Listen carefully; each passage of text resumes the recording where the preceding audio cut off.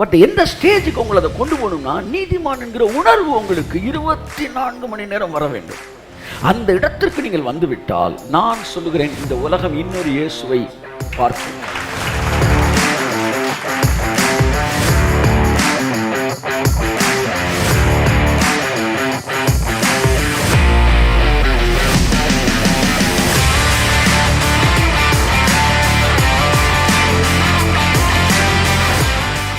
தேவையானது நீதிமான் என்கிற அறிவு மட்டுமல்ல, நீதிமான் என்கிற உணர்வு.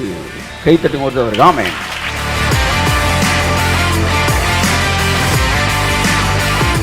ஆகையால்தான் பைபிள் சொல்லுது, எல்லா காவலோடும் உன்னுடைய உணர்வை, உன்னுடைய இருதயத்தை காத்துக்கொள்.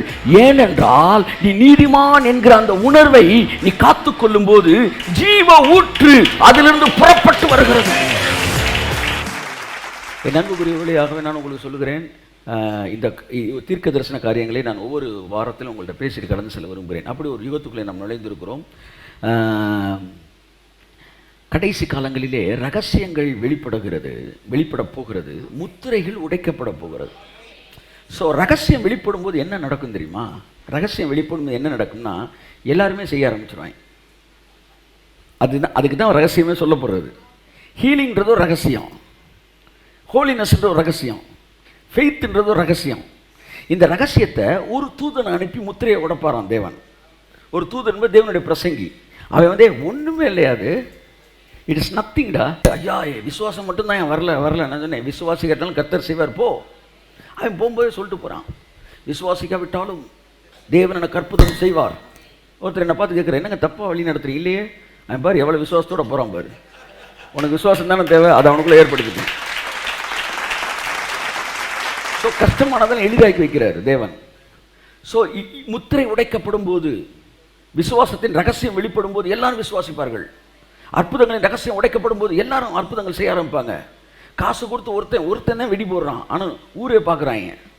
காசு கொடுத்தவனுக்கு மட்டும் காசு கொடுத்தவன் கண்ணுக்கு மட்டுமா தெரியுது? இல்லை. அப்படித்தான் தீர்க்கதரிசிகள் மூலமாக தேவன் ரகசியங்களை வெளிப்படுத்தும் போது அது என்ன நடக்குது? தீர்க்கதரிசிகள் மூலமாக வெளிப்படுத்தும் போது எல்லாருமே அவர் உடைக்கிறாரு, எல்லாருமே என்ன செய்கிறாங்க? அந்த வேலையை செய்ய ஆரம்பிச்சுறாங்க. இவ்வளவுதானா அப்படின்ற அந்த முத்திரை உடைக்கப்பட்ட உடனே ரகசியம் வெளிப்படுது. ரகசியம் வெளிப்பட்ட உடனே எல்லாருமே செய்ய ஆரம்பிச்சிடும். டெக்னிக் சொல்லி கொடுத்துட்டு எல்லாம் செஞ்சுருவோம்ல, அதுதான் என் அன்புக்குரியவர்களே. ஸோ அந்த அந்த ரகசியங்கள், முத்திரைகள் உடைக்கப்படுகிற காலத்துக்கு வந்திருக்கிறீர்கள். அவன் என்ன சொன்னார், உன்னுடைய நீ பேசின வீடியோவை திரும்ப திரும்ப நிறையா நீ கேளு. நிறைய விஷயத்தை கேட்டேன்னா புதுசாக இருக்கு எனக்கு, நான் நோட்ஸ் எடுத்துக்கிற மாதிரி இருக்குது. அப்போ சொன்னால் நிறையா நீ திரும்ப கேளு, கேட்க மைண்டு எஸ்டாப்ளிஷ் ஆகும். ஆகவே இது ஒரு நல்ல ஒரு வாய்ப்பு, என்றைக்குமே இல்லாத அளவுக்கு தேவன் நமக்கு அந்த வாய்ப்புகளை கொடுத்துருக்கிறார். ஸோ ஆகவே the basement of new covenant preaching is அந்த கண்மலை ஆகிய கிறிஸ்து இயேசு. ஸோ போடப்பட்டிருக்கிற அஸ்திவாரமாகிய இயேசு கிறிஸ்துவை அல்லாமல் வேறொரு அஸ்திவாரத்தை போடுவது எங்களால் கூடாது. அப்போ என்ன சொல்கிறார் பவுல்? போடப்பட்டிருக்கிற அஸ்திவாரம் ஆகிய இயேசு. உங்கள் வாழ்க்கைக்கு என் வாழ்க்கைக்கும் இயேசு தான் அஸ்திவாரம், நம்முடைய செயல்கள் அல்ல. ஆனால் நம்முடைய மனது மறுபடியும் செயல்கள் செய்யாவிட்டால் அது என்ன செய்யுது? நம்மையே குற்றவாளியாக தீர்க்கிறது. The conscience, it takes the major role of Christian life. அதை பற்றி தான் இன்றைக்கி நான் பேச விரும்புகிறேன். நீதிமானுடைய ஆசீர்வாதங்கள் என்று பேசிக்கிட்டு தான் வரோம், இன்னும் பேசிக்கிட்டு தான் தொடர்ந்து பேச போகிறோம். அப்போ நீதிமான் யார் என்பதையும் நீங்கள் புரிந்து கொண்டு இடையில நான் பேசிக்கிட்டே வரேன். போன வாரம் பார்த்தா நீதிமான் யார் சொல்லுங்கள்? தேவனுடைய வித்து தான் நீதிமானாக இருக்கிறான். ஒத்துக்கிறீங்களா நீங்கள்? அப்போ தேவனுடைய வித்து நீதிமான். எங்கே சொல்கிறாரு? அவர்களுக்குள்ளே நோவா நீதிமானாய் இருந்தான். அதனுடைய ஒரு மொழிபெயர்ப்பில் நோவா தேவனுடைய வித்தாக இருந்தான். அப்போ யாரெல்லாம் தேவனுடைய வித்தோ அவங்கெல்லாம் நீதிமான், அவ்வளோதான். அப்போ அடுத்த வசனம் சொல்லுது, வித்தை பூமியில் மிருக ஜீவன்கள் வித்தையெல்லாம் உயிரோடு காக்கும்படிக்கு தேவன் அந்த பேழையை செய்ய சொன்னார். அப்படி உயிரோடு வித்துகளை பாதுகாக்கும் போது தேவன் தன்னுடைய வித்தையும் பாதுகாக்கிறார். எத்தனை நம்ம பார்த்தோம், மனுஷகுமாரர்கள், தேவகுமாரர்கள், மனுஷகுமாரத்திகள் எப்படி வித்து கரெக்ட் ஆச்சு. அதில் தேவனுடைய சீடு எதுவோ அது வந்து தேவனுடைய வித்து. அது தேவனுடைய வித்து எல்லாம் நீதிமான். இயேசு யாரோட வித்து? பிதாவுடைய வித்து. அதனால் இயேசு என்னவாக இருந்தார்? நீதிமானாக இருந்தார். அப்போ நான் யாரோட வித்து? நான் இயேசுவின் வித்து. அப்போ நான் யாராக தான் இருக்கிறேன்? நீதிமானாக தான் இருக்கிறேன். நீதிமான் ஒன்று நீங்கள் வந்து தலை நிறைய என்ன தேய்ச்சவனே யோசிச்சுக்கிட்டு இருக்கீங்க. நீதிமான் ஒன்று மீசி எடுத்துட்டு ஆவியில் நிறைஞ்சு உருண்டு ஸ்பீக்கர் பாக்ஸை தள்ளி விடுறான்ல, அவனை நீங்கள் நினச்சிக்கிட்டு இருக்கீங்க. நீதிமான் ஒன்று ஒரு வெள்ளை சட்டையை போட்டுட்டு இது நீங்கள் யோசிக்கிறீங்க. போடலாம், தப்பு இல்லை. நான் கூட வெள்ளை சட்டையெல்லாம் பிரசங்கம் பண்ணிக்கிட்டு இருக்கிறேன். ஆனால் நான் என்ன சொல்ல வரேன்னா, நீதிமான் என்பது நீதிமான என்ன? இந்த பைபிள் வந்து மறைபொருட்கள் அடங்கிய ஒரு விஷயம். அதை நீங்கள் புரிஞ்சுக்கணும். ஆமாம், வேதம் அப்படின்னா அதான் அவன் சொல்கிறான். வே என்கிற வார்த்தை வந்து தமிழில் வந்து மறைவு அப்படின்றதுக்கு அர்த்தம். அதான் வேர் அப்படின்னா மறைந்திருக்கிறதுக்கு வேர். வந்து இந்த மாதிரி வேன் வர இடத்துலலாம் வந்து வேன்னா மீனிங் வந்து மறைவு. அப்போ வேதம் அப்படின்னா அதுக்கு பேர் என்ன? அதனால தான் மறைநூல்ன்றாங்க. இது கோடு வேர்டு. நீங்களாம் ஒரு அர்த்தத்தை சொல்லிவிட்டு உருட்டக்கூடாது. இந்த தேங்காயை வந்து நாய் உருட்டிக்கிட்டு இருந்த மாதிரி நீதிமானா நான் ஒரு படத்தை வச்சுட்டு இதான் நீதிமானா நீதிமான் இல்லை. மீசி எடுத்துனா நீதிமானா அப்போ பஞ்சாபில் ஒருத்தன் கூட ரசிக்கப்பட மாட்டான். ரசிக்கப்பட்டாலும் நீதிமான் கிடையாது. ஏன்னா அவன் தாடி மீசியோடு இருக்கிறானே. அப்போ நீதிமான்னா யார்? So Bible is the dictionary of the Bible words. பைபிளுடைய வார்த்தைக்கு பைபிள் தான் டிக்ஷனரி. நீங்கள் லிப்கோ டிக்ஷனரியிலையும் வந்து கேம்பிரிட்ஜ் டிக்ஷனரியிலையும் நீங்கள் பார்க்க முடியாது. அப்போ பைபிள் நீதிமான்னு சொன்ன பிறகு நீதிமான் யாருன்னு பைபிள்லே பார்க்கணும். அப்போ நிறைய விஷயங்கள் பார்த்துக்கிட்டே வரோம். நீதிமானா யார் அப்படின்னு. அப்போ நீதி என்பது என்ன? இதெல்லாம் பார்த்துக்கிட்டே வருவோம் நம்ம. ஸோ இந்த நீதிமான் கிறிஸ்துவுக்குள்ள அந்த ரத்தத்தில் கழுவப்பட்டனால நம்ம எல்லாரும் நீதிமான்களாக இருக்கிறோம். எத்தனை பேர் ஒத்துக்கிறீங்க? ஆமேன்னு சொல்லுங்கள். ஆமேன். நீதிமான் என்கிற அறிவு இன்றைக்கு கிறிஸ்தவ உலகத்துக்குள்ளே வருவதற்கு ஆரம்பித்து விட்டது. ஆனால் விஷயம் என்னவென்றால், நீதிமான் என்கிற அறிவல்ல நீங்கள் நான் பேச போகிற விஷயம். தேவையானது நீதிமான் என்கிற அறிவு மட்டுமல்ல, நீதிமான் என்கிற உணர்வு. கைத்தட்டும் ஒருத்தவர். Amen. That's the matter. That's the matter. நீதிமான் என்கிற அறிவு வேறு, நான் நீதிமான் என்கிற உணர்வு வேறு. இந்த அறிவு வேலை செய்யாது, இந்த உணர்வு தான் கரங்களை தட்டி கர்த்தருக்கு நன்றி செய்யும். இந்த உணர்வு மட்டும்தான் வேலை செய்யும். உங்களுக்கு பிரசங்கிக்கப்படுகிற வார்த்தையோட நோக்கம் நீங்கள் நீதிமான் என்கிற அறிவோடு இருக்க வேண்டும் என்பது அல்ல. நீங்கள் நீதிமான் என்கிற அறிவோடு இருக்க வேண்டும் என்பதல்ல. That's the first stage. But எந்த ஸ்டேஜுக்கு உங்களை அதை கொண்டு போகணும்னா, நீதிமான் என்கிற உணர்வு உங்களுக்கு 24 மணி நேரம் வர வேண்டும்.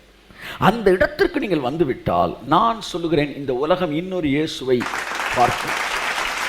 நரகம் உங்களுக்கு முன்பாக பயப்படும். வியாதிகள் உங்களுக்கு முன்பாக நிற்க முடியாது. நீங்கள் புறப்படும் போது பல 100 கிலோமீட்டருக்கு அங்கிட்டு இருக்கிறவர்கள் வியாதிகள் கூட சுகமடைய ஆரம்பிக்கும். அவர்களுக்குள்ள இருக்கிற பிசாசுகள் துரத்தப்பட ஆரம்பிக்கும்.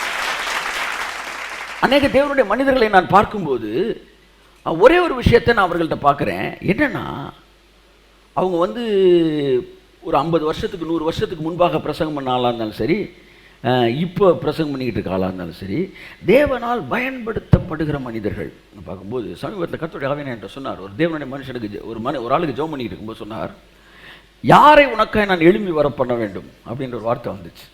யாரை உனக்காக எழும்பி வர பண்ண வேண்டும். அப்போ இந்த வார்த்தை எங்கே வந்த வார்த்தை சொல்லுங்கள்? சவுல் போய் ஒரு அம்மாட்ட கேட்குறான். சூனியக்காரி ஒரு அம்மாட்ட போய் கேட்டவொன்னே அந்த அவன் சொல்கிறான் வந்து, உனக்கு யாரை அப்போ எந்திரிச்சு வர வைக்கணும் அப்படின்னு கேட்குறான். சாமுவேல் எழும்பி வர பண்ணோன்னா சாமுவேல் எழும்பி வருகிறான். அது சரி தவறுன்னு ஒரு பெரிய குரூப் பேசிக்கிட்டு இருக்கு. அந்த இடத்துக்கு நான் வரல. ஆவியானவர் என்கிட்ட கேட்குறாரு, இந்த கடைசி நாட்களில் பூர்வ காலத்து தேவனுடைய மனிதர்களை தேவன் இந்த பூமியில் எழும்பி வர பண்ண போகிறார். அவர்களுடைய 2 விதத்தில் லிட்ரல் மீனிங்கும் அதில் இருக்குது, அதில் வந்து ஸ்பிரிச்சுவல் மீனிங் இருக்குது. அவருடைய ஊழியங்கள், அவர்களுடைய அபிஷேகங்கள் மறுபடியும் வேலை செய்ய ஆரம்பிக்க போகிறது. மோசேயினுடைய அபிஷேகம் மறுபடியும் வேலை செய்ய ஆரம்பிக்க போகிறது. இப்போ விஷயம் என்னென்னா, இவங்களாம் ஏன் இப்படி செத்தாங்க? அவர் ஏன் ஆக்சிடென்ட்ல செத்தார்? இவன் இதில் செத்தார்? நான் கேட்குறேன், வண்டியை வந்து ஓட்ட தெரியாமல் ஓட்டினா யார் ஓட்டினாலும் வந்து மோதுது. சரி, கர்த்தர் பாதுகாக்கிற ஒத்துக்குவோம். அப்போ இப்போ ஒருத்தர் எரிச்சாங்களே நேற்று, யார் அவர் பேர் என்ன? கிரகம் நேற்று நினைவு நாள். அவர் ஏன் செத்தார்னு கேட்குறதா? அடித்து நொறுக்கி எலும்பு நொறுக்கியிருக்காங்க நிறைய பேருக்கு. நீதிமான் எலும்புகள் முறிக்கப்படுவதில்லை என்று நீதிமான் எலும்பு முறிஞ்சவனா நீதிமான் இல்லை, இப்படி வரக்கூடாது. எலும்பு முறிஞ்சவனா நீதிமான் இல்லைன்னு வரக்கூடாது. நீதிமானுக்கு எலும்பு முறிவதில்லை, எப்படி வா? எப்பவுமே கொல்லப்புற வாசல் வழியாக வராத. புரியுதா உங்களுக்கு? நீதிமானுக்கு எலும்பு முறியாது. எதுக்காக? நீதிமான்கள் வந்து எலும்பு முறியாமல் எலும்புகள் முறிக்கப்படுவதில்லை என்கிற இடத்துல நீங்கள் இருக்க வேண்டும் என்பது தான். எலும்பு முறிஞ்சவன்லாம் நீதிமானான்னு வரக்கூடாது. அப்படி பார்த்தா நல்ல எலும்போட வாழ்ந்துக்கிட்டு இருக்கவங்க நீதிமானா? எலும்பு முறியாதவன்லாம் நீதிமான், அதுவும் தப்பு. நீ எலும்புலேருந்தே வராதரா, நீ நீதிமான்லேருந்து வா. புரியுதா? ஆமாம், 95 வயசு சுருட்டு குடிச்சு ஒரு தாத்தா இங்கிட்டு போகிறாரு, ஆரோக்கியமாக இருக்கிறாரு. வந்து 85 வயசு இருக்குது, தண்ணி எப்படி குடிக்கணும், எப்படி ஆரோக்கியமாக வாழணும், அவர் எலும்புலாம் நல்லா தான் இருக்குது. நீதிமான் அவர்? எலும்புலேருந்து நீ வரக்கூடாது, நீதிமான்லேருந்து தான் வரணும். நீதிமான எலும்பு முறிக்கப்படுவில்லை. அப்போ அவன் ஆக்சிடெண்ட்டை வச்சவன் நீதிமானா நீ பார்க்காத. அவர் ஒரு நீதிமான். அப்படி தான் அங்கேருந்து நீ இன்சிடென்ட்டுக்கு வரும். இந்த இன்சிடென்ட் நடக்கக்கூடாது, அப்படி தானே வந்திருக்கணும். ஓகே, எனிஹாவ் வந்து நான் செய்திக்கு வருகிறேன். அப்போ இவர்கள் வந்து இவருடைய பேச்சு எல்லாமே அசுத்தமாக இருக்கிறது. ஆனால் கர்த்தர் நல்லவர். அப்போ தேவன் தம்முடைய தாசர்களை வல்லமையாக பயன்படுத்தினார். தம்முடைய ஊழியக்காரர்களை அவர் அன்பாக பார்க்குறாராம். நீ மதியம் வந்து கர்த்தர் ராமன் என்றவர் சொன்னார், நான் ரசித்து பார்க்குற பல விஷயங்கள் உண்டு, உனக்கு தெரியுமான்னு கேட்டார். ஆமாம், நீங்கள் ரசித்து பார்க்குற நிறைய விஷயம் உண்டு, விசுவாசத்தை கூட ரசித்து பார்க்குறீங்க. ரொம்ப பெரிய லெவலில் பேச ஜஸ்டின், நான் ரசித்து பார்க்குறதுல ஒன்று ஊழியக்காரன் சாப்பிட்றது அப்படின்னாரு. இந்த வார்த்தை எனக்கு அப்படியே என்னமோ பண்ணுச்சு சார். ஊழியக்காரன் சாப்பிட்றத அப்படியே பார்ப்பாரான் ரசித்து. எவ்வளோ பெரிய வேலையை நீ செஞ்சுக்கிட்டு இருக்க தெரியுமா? ஏதோ ஒரு சாப்பிட்டு போகிறது விஷயம் இல்லைடா, அது நான் ரசிக்கிற விஷயம். என் பிள்ளை எனக்காண்டி எவ்வளோ வேலை பார்த்துட்டு நீங்கள் எப்படி உங்கள் பிள்ளை சாப்பிட்றத பார்க்குறீங்க? அப்போ வந்து அப்படி பார்க்குறாரு சார் அவர். தேவன் ரசிக்கிற காரியங்களில் ஒன்று நீதிமான ஊழியக்காரன் சாப்பிட்றது.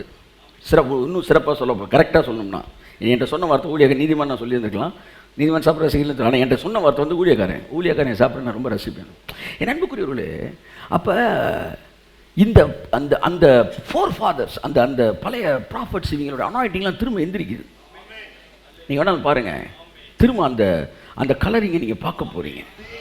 பாதியில் அநேகர்கள் ஊழியர்கள் முடிக்கப்பட்டிருந்தால் மறுபடியும் நீங்கள் கண்டினியூ ஆகிறத பார்க்க போகிறீங்க. ஏன்னா தேவன் நியமித்ததை முடிக்காமல் விடவே மாட்டார்.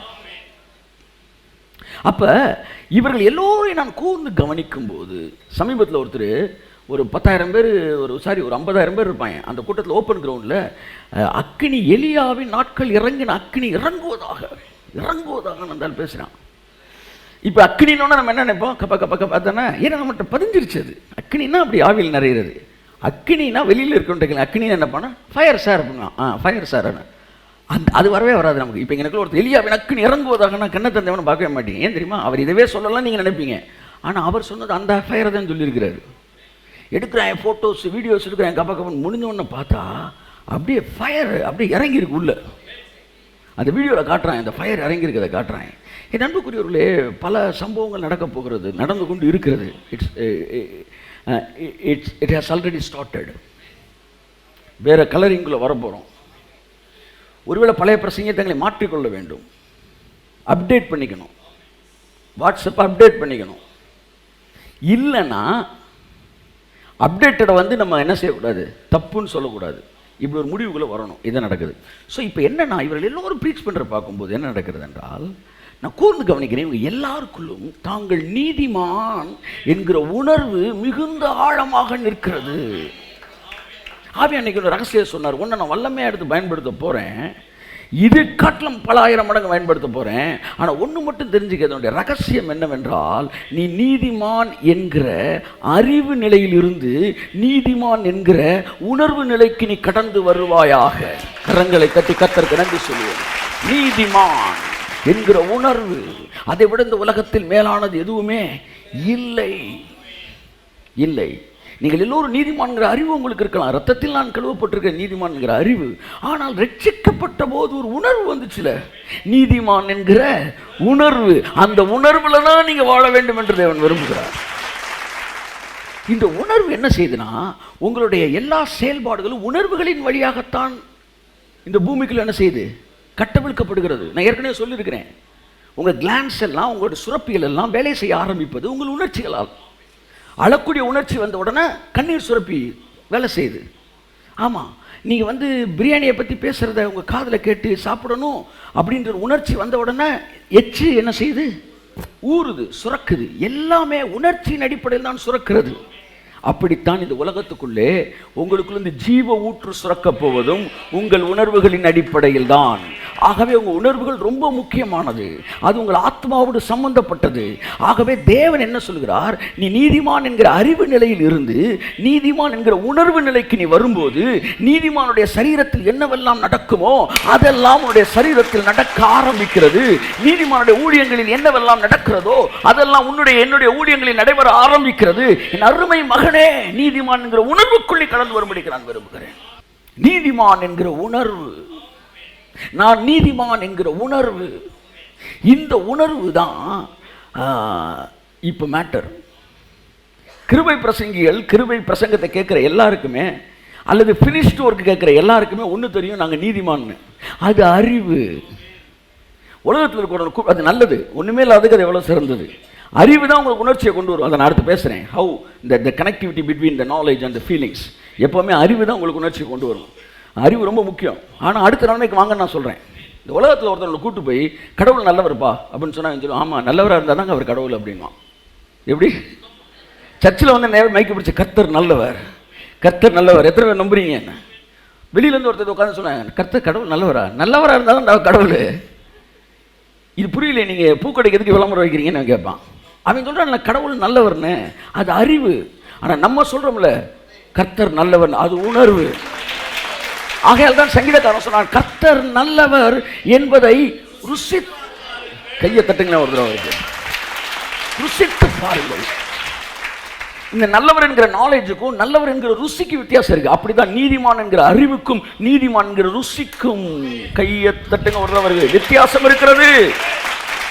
ஆமென். ஆகவே இந்த உணர்ச்சியை நீங்க ரொம்ப சென்சிட்டிவா நீங்க ஹேண்டில் பண்ணணும். ஏன்னா இதுதான் ஜீவ ஊற்று. ஆகையால் தான் பைபிள் சொல்லுது, எல்லா காவலோடும் உன்னுடைய உணர்வை, உன்னுடைய இருதயத்தை காத்துக்கொள். ஏனென்றால் நீ நீதிமான் என்கிற அந்த உணர்வை நீ காத்துக்கொள்ளும் போது ஜீவ ஊற்று அதிலிருந்து புறப்பட்டு வருகிறது. இன்றைக்கு இங்கிருந்து நான் பிரசங்கம் பண்ணி கொண்டிருக்கிறேன் என்றால் நீதிமான் என்கிற உணர்வு எனக்குள்ள இல்லைன்னு வச்சுக்காங்களேன், என் வேர்டு இவ்வளவு ஸ்ட்ராங்கா வராது. நீதிமான் என்கிற அறிவு வேறு, நீதிமான் என்கிற உணர்வு வேறு. கிறிஸ்துவுக்குள் நான் நீதிமானா இருக்கிறேன். இந்த இரவு வேளையிலிருந்து இந்த உணர்வை சஸ்டெயின் ஆகட்டும் உங்களுக்குள்ள. ஆமென். அந்த உணர்வு சஸ்டெயின் ஆகட்டும். சும்மா நீதிமான் நீதிமான் வரட்டும் வார்த்தை அல்ல, உணர்ச்சிக்குள் வாருங்கள். என்ற உணர்வுகள் தான் உங்கள் கிளான்ஸை வேலை செய்ய வைக்கிறது. ஆமென். சோகம் கண்ணீர் சுரப்பியையும், பசி என்னத வாட்ஸ் தட் அந்த எச்சில் ஊறக்கூடிய சுரப்பியையும், கோபம் ஹைட்ரோகுளோரிக்கு இப்படி பலவிதமான ஆசிட் எல்லாம் உங்களுக்குள்ள என்ன செய்யுது? கெட்ட எண்ணங்கள், கெட்ட உணர்வுகள், கெட்ட விதமானதை சுரக்க வைக்குது. நல்ல விஷயங்கள் நல்ல சுரப்பிகளை சுரக்க வைக்கிறது. அப்போ உங்கள் ஒட்டுமொத்த லைஃப்பை தேவன் எப்படி ஃபிக்ஸ் பண்ணாருன்னா, உணர்ச்சி, உணர்வு. என் பிள்ளை அப்படி சிரிச்சான்னா அது ஊறணும், என் பிள்ளை மகிழ்ச்சி ஆனானா இது ஊறணும். அப்போ அவன் படைக்க போகிற உலகமும் உங்களுடைய உணர்வோடு சம்மந்தப்பட்டது. தேவன் எவ்வளோ நல்லவர் பாருங்க. உங்கள் என்ஜாய்மெண்ட்டோட சேர்ந்து தான் உங்கள் பவரே வச்சிருக்கிறாரு. Your power is connected with your enjoyment, with your happiness, with your conscious, with your feelings. அதனால தான் தேவனுடைய வார்த்தையுடைய கர்த்தர் நீங்கள் சொன்னார், என்னுடைய வார்த்தையுடைய மேஜர் ரோல் மனுஷனுக்குள்ள என்னன்னா, அவனுடைய கான்சியன்ஸை ரெஸ்டோர் பண்ணுறது, அவனுடைய மனசாட்சியை டிரான்ஸ்ஃபார்ம் பண்ணுறது. அது என்ன சொல்றது? மறுரூபப்படுத்துவது. ஏன் அதை மறுரூபப்படுத்தணும்? அது மறுரூபமானால் தான் ஜீவ ஊற்று அதிலிருந்து புறப்பட்டு வரும். அதனால என்னதான் ஜோம் பண்ணி, என்னதான் நீ அந்நிய பாஷையில் பேசி 1000 தோத்திர பலி பண்ணி எல்லாம் பண்ணி ஒரு கசப்போடு இருக்கும்போது ஆசிட் தான் சுரந்துக்கிட்டே இருக்கும். அப்போ ஏன்னா நீங்கள் செய்கிற செயல்கள்லாம் எதுவும் கிடையாது, உங்கள் உணர்ச்சி.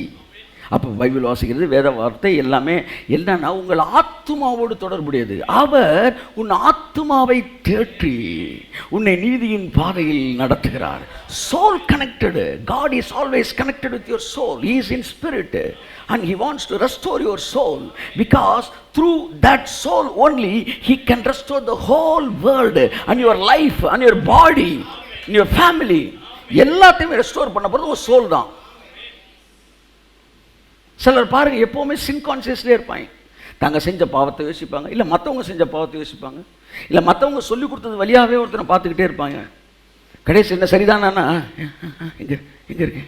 எங்கே இருக்கேன்ற ஒரு மனநிலைக்கு வருவாங்க. என்னப்பா எதுவும் கேட்கல, இல்லை நான் இப்போ வேற ஒரு வேர்ல்டில் இருந்தேன். அப்போ உங்களுடைய உணர்ச்சி, உங்கள் உணர்வு, அதை எதெல்லாம் டேமேஜ் பண்ணுதோ அதெல்லாம் அனுமதிக்காதீங்க. இன்னைக்கு உங்களுக்கு சுத்த மனசாட்சி என்கிற தலைப்பில் பேச விரும்புகிறேன். எதுக்கு இந்த கான்சியஸு? இதை பற்றி எதுக்கு நீங்கள் இவ்வளோ யோசிக்கணும்? என் அன்புக்குரியவர்களே, நீதிமான் என்கிற உணர்வு அங்கே தான் வந்து உட்காருது. அந்த நாட்களில் பிசாசை பார்த்து தைரியமாக துரத்துனாயின்னா நீதிமான் என்கிற அறிவு மட்டுமல்ல, நீதிமான்கிற உணர்வு. ஆனால் முதலாவது தேவையானது நீதிமான் என்கிற அறிவு. ஏனென்றால் உங்களுடைய உணர்வானது எல்லா அறிவோடு, அப்படிதான் பைபிள் சொல்லுது, சகல அறிவோடு உங்கள் உணர்வு என்ன செய்யணும்? பெருகணும். அப்படிதான் சொல்லுது. Feelings it is established by the knowledge. By the knowledge. அறிவு தான் உங்களுக்கு உணர்ச்சியை கொண்டு வருது. உண்மையா இல்லையா? உண்மையா இல்லையாங்க? ஒரு குறிப்பிட்ட வயசை தாண்டும் போது அறிவு வருகிறது. அந்த அறிவு வந்த உடனே உணர்ச்சி வருகிறது. இப்போ ஒரு 8 வயசு பையனாக இருக்கும்போது உங்கள் அப்பாட்ட ஒரு ஆள் சண்டை போடுறாரு அப்படின்னா நீங்கள் அழுகிறீங்க. ஆனால் அதே இது நீங்கள் 25 வயசு இருக்கும்போது உங்கள் அப்பாட்ட ஒரு சண்டை போடுறான்னு முன்னாடி இப்போ என்ன செய்றீங்க? நில்றா, என்ன வேணாங்க. அறிவு வந்த உடனே என்ன வருது? உணர்ச்சி வருது. ஏன்னா உணர்ச்சியெல்லாம் அறிவோடு சம்மந்தப்பட்டது. இப்போ நான் அந்த ஏரியாவுக்கு வரல. நீங்கள் தேவனுடைய வார்த்தையை கேட்குறப்ப ஒரு உணர்ச்சி இருக்குல்ல, அதை மெயின்டைன் பண்ணுங்கள். அது வந்து உங்களுக்குள்ள இன்னும் பெருகிறதுக்கு இடம் கொடுங்க. ஜோம் பண்ணும்போது மதியம் ஜோம் பண்ணேன், நீதிமான் உணர்வோடு அப்படி ஒரு தூக்கத்தை போட்டேன். தூங்கி எந்திரிக்கும் போது அந்த உணர்ச்சியை காணோம். கர்த்தர் சொன்னார், எப்படி இருக்குன்னாரு. இப்படி தான் நான் தூங்கி எந்திரிச்சேன். அப்போ பார்த்து காற்று கடல் அடிச்சுக்கிட்டு இருந்துச்சு. உடனே எந்திரிச்சு காற்று இறையாதே, கடல் அமைதியிலாருன்னு நான் சொன்னேன்னா எப்படி நான் மெயின்டைன் பண்ணியிருப்பேன்? அதை யோசி. எனக்குள்ள அது எவ்வளவு ஆழமாக இருந்திருக்கும் யோசி. சப்கான்சியஸு, மேல் மனது, உள் மனது, ஆழ் மனது, அத்தனையிலும் நான், என்னுடைய ரத்தம் அணு அத்தனையிலும் நான் ஒரு நீதிமான். இதுக்குள்ள வந்துட்டீங்க. உங்களை 100 பேர் எதிர்மறையாக பார்த்தாலும் அது உங்களுக்கு தலை முடிய கூட வசைக்காது. ஆமாம், நீதிமான் என்கிற உணர்வு. இந்த உணர்வு வருவதற்கு உங்களுக்கு அறிவு வர வேண்டும். அப்போ இயேசு கிறிஸ்துவின் ரத்தம் சகல பாவங்களையும் நீக்கி என்னை சுத்திகரிக்கிறது. அல்லது அவர்தாமே என்னுடைய பாவங்களை ஏற்றுக்கொண்டு என்னுடைய நோய்களை சுமந்தார், எனக்கு சமாதானத்தை உண்டு பண்ணும் ஆக்கினை அவர் மேல் வந்தது, அவருடைய தழும்புகளால் எல்லா பாவ வியாதிகளிலிருந்து நான் சுகமானேன்.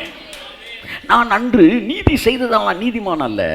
கிறிஸ்துவுக்கு முன்னாடி, கிறிஸ்துவுக்கு பின்னாடி பாவம் செய்வதான் பாவி அல்ல. நீங்கள் நீதிமான்ங்கிற, நான் என்ன சொல்ல வரேன்னா, உங்கள் இந்த நீதிமான்ற உணர்வை எப்படி நீங்கள் மெயின்டைன் பண்ணுறது ஒரு விஷயத்தை சொல்லிட்டு நான் போகிறேன். உங்களுடைய ஒவ்வொரு செயலையும் நீங்கள் சிலுவையோடு கனெக்ட் பண்ணியே செய்யுங்க. அவ்வளோதான் மேட்ரு. கைத்தட்டும் கொடுத்தவருக்கு போன வாரம் சொன்னேன், பைபிளில் இருக்கிற ஒவ்வொரு வசனத்தையும் சிலுவையோடு கனெக்ட் பண்ணுங்கன்னு சொன்னேன். இன்னைக்கு ஆவியானவர் என்ன சொன்னார்? உன்னுடைய ஒவ்வொரு செயலையும் சிலுவையோடு கனெக்ட் பண்ணு. நீதிமான் என்ற உணர்வு வேறு விட்டும் இடத்து எழும்பும். தவறாக இருந்தால் மன்னித்துக் கொள்ளுங்கள், என்னுடைய நோக்கம் வேறு விதமாக இருக்கிறது. சொல்லுங்க. கத்தி எடுத்து ஒருத்தன் உடம்புல கிழிக்கிறது, வயிற்ற கிழிக்கிறது தப்பா ரைட்டா? சொல்லுங்க. அப்போ ஊருக்குள்ள இருக்க கைனகாலஜிஸ்ட் எல்லாரையும் சிசேரியன் பண்ணீங்கன்னா தூக்குள்ள வைங்க. ஏன்னா குறைஞ்சது மாசத்துல 3 பேர் வயிற்று என்ன செய்கிறாங்க? கிழிக்கிறாங்க. அப்போ வயிற்று கிழிக்கிறது தப்பா ரைட்டா என்பது நோக்கத்தை பொறுத்தது. இப்போ நான் ஒரு மெசேஜ் கொடுக்க போகிறேன். இந்த மெசேஜையும் நீங்கள் வெறும் மெசேஜ் எடுத்து பார்க்கக்கூடாது, நோக்கத்தை பார்க்க வேண்டும். ஆமாம், இன்ட்ரோ கொடுத்துட்டு தான் நான் கொடுக்குறேன். அப்போ உங்களுடைய எல்லா செயல்களையும் நீதிமான்ங்கிற உணர்வில் இருந்து செய்யுங்கள். இந்த செயலுக்கு தேவன் என்ன செய்திருக்கிறார் என்று செய்யுங்கள். 5 நாள் ஒருத்தன் வந்து ஒழுக்கமாக இருக்கான் சார், 6வது வந்து பிரைஸ் தி லார்ட் ஈமானா ஷக நாவில் நிறையிறான் சார். சரியா? இன்னொருத்தன் 5 நாளில் 4 நாள் பாவம் செய்கிறான் சார். அவனுடைய பலவீனத்தில் பாவம் செய்கிறான். பாவம் செஞ்சுட்டு திரும்ப சர்ச்சில் வந்து நின்றுட்டு ஓ ரபாலா ஷந்து நாவில் ஆண்டவரே என்னை நீதிமான மாற்றி இருக்கிற ஸ்தோத்திரன்றான். ஏன் கேள்வி, இவங்க 2 பேரில் எவனுக்கு விசுவாசம் அதிகமாக இருக்குது? பாவம் செய்கிறவன் ஒரு வீட்டில் சொல்லக்கூடாது. பாவம் செய்த பின்பும் தேவனை நேசிக்கிறான் ஒருத்தன் வந்து நிற்கிறான்னா, நான் சொல்கிறேன் சார், இவனை விட அவனுக்கு விசுவாசம் அதிக அளவில் இருக்கிறது. இது அவ்வளவு சாதாரணமாய் நீங்கள் இடைப்பட முடியாது, அவ்வளவு சாதாரணமாய் நீங்கள் செய்து விடவும் முடியாது. இப்ப God is blessing his people not according to their willpower but according to their faith. இது ஏற்றுக்கொள்ள முடியாத சத்தியம், ஆனால் இதுதான் சத்தியம்.